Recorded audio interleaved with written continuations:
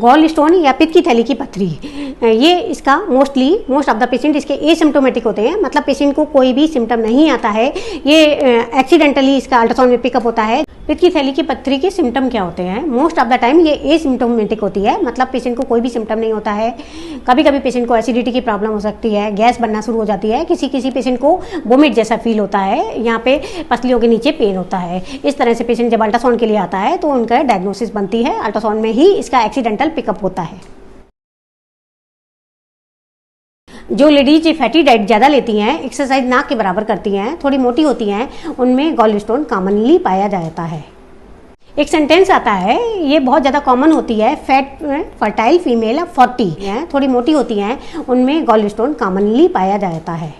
Fertile means जिनके बच्चा पैदा करने की उम्र होती है 20 से 40 साल के आसपास, ये ज़्यादा फीमेल्स में देखा गया है और मेल्स में इसकी संख्या कम पाई जाती है। जो महिलाएं कॉन्ट्रासेप्टिव पिल्स लेती हैं उनमें भी गॉल स्टोन यूजुअली देखा गया है। इसका एक सिम्टम जॉन्डिस या पीलिया भी है। कभी कभी पेशेंट को पीलिया के रूप में आता है, तब पता चलता है कि पित्त की थैली में पथरी है। किसी पेशेंट को फीवर की भी शिकायत होती है। जैसा कि आप सभी जानते हैं कि लिवर सेल्स बाइल बनाती हैं और ये बाइल गॉल ब्लैडर में जाके स्टोर हो जाता है। जब हम खाना खाते हैं तो ये बाइल जूस स्मॉल इंटेस्टाइन में रिलीज होता है। बाइल जूस फैट और कोलेस्ट्रॉल को डाइजेस्ट करने में मदद करता है। एक रिसर्च दिखाती है, जो लोग ऐसी डाइट लेते हैं जिसमें फैट और कोलेस्ट्रॉल की मात्रा अधिक होती है, फाइबर कम होते हैं, इस तरह की डाइट लेने के बाद गॉल ब्लैडर पूरी तरह से नहीं सिकुड़ता है और उसमें बाइल थोड़ा सा छूट जाता है। धीरे धीरे ये बाइल गाढ़ा हो जाता है, कंसनट्रेटेड हो जाता है और बाइल जूस के अंदर जो सेडिमेंट होते हैं, बाइल सॉल्ट होते हैं, पिगमेंट होते हैं और थोड़े से कोलेस्ट्रॉल के भी पार्टिकल होते हैं, ये सारे मिलके एक छोटा सा नाइडस बना लेते हैं। ये नाइडस धीरे धीरे बड़ा हो जाता है और इसमें धीरे धीरे लेयर बनती रहती हैं और ये ही पित्त की पथरी बना देता है। इलाज क्या है? बहुत से पेशेंट को जब हम बताते हैं कि पित्त की थैली की पथरी है तो वो क्या करते हैं, देसी दवाई जाके खाते हैं।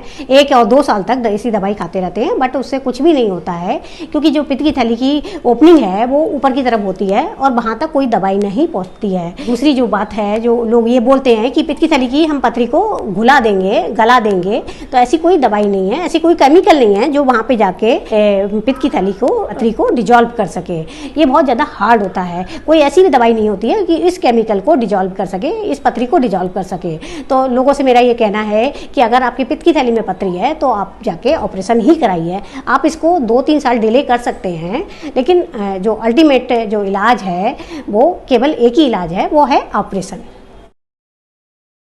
इसका एक ही इलाज है, वो है ऑपरेशन, जिसे लैप कोलिसिस्टेक्टोमी कहते हैं। आजकल दूरबीन के द्वारा इसका ऑपरेशन होता है, इसको पित्त की थैली पूरी निकाल देते हैं। पहले जो ऑपरेशन होता था उसमें पूरा चीरा लगा के पित्त की थैली निकालते थे, ओपन कोलिसिस्टेक्टोमी करते थे, लेकिन आजकल दूरबीन से जो कोलिसिस्टेक्टोमी करते हैं उसकी रिकवरी बहुत अच्छी होती है और पेशेंट को भी जल्दी हॉस्पिटल से डिस्चार्ज मिल जाता है।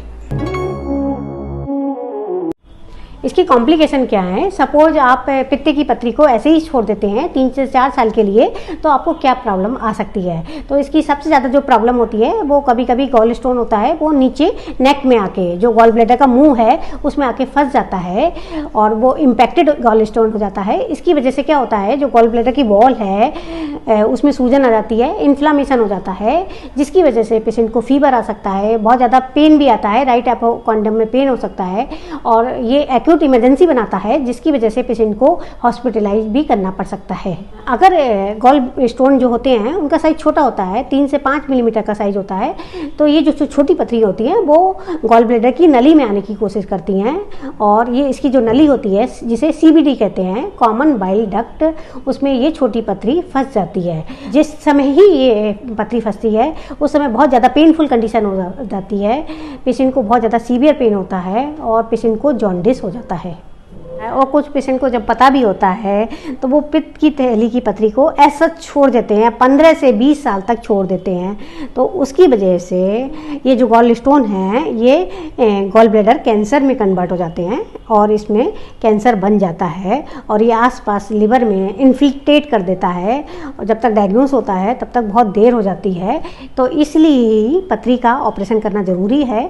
आप इसको 2-3 साल डिले कर सकते हैं, लेकिन इसका आप इसे लंबे समय समय तक नहीं छोड़ सकते, जैसे कि पहले के लोगों को पता नहीं होता था, जब अल्ट्रासाउंड नहीं होता था तो ये पथरी ऐसे ही पड़ी रहती थी, पेशेंटों के गॉल ब्लैडर कैंसर बनाती थी, तब जाके डायग्नोस होता था। तो इसीलिए पित्त की थैली की पथरी में आके ऑपरेशन ज़रूर करा लेना चाहिए।